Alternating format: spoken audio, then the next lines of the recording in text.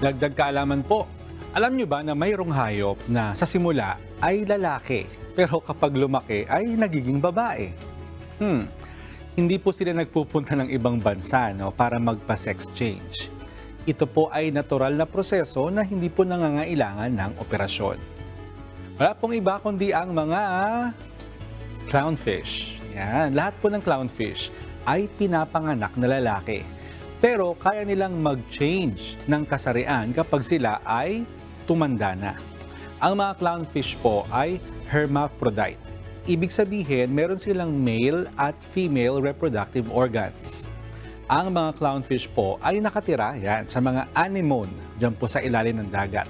At bawat grupo ng clownfish, meron pong tinatawag na breeding pair. Pares po yan. Sila yung nagpapadami ng kanilang lahi. Kapag namatay ang babae, isa sa mga lalaking clownfish ang magpapalit ng kasarian upang maging babae. Ito ang paraan upang magpatuloy pa rin sila sa pagdami.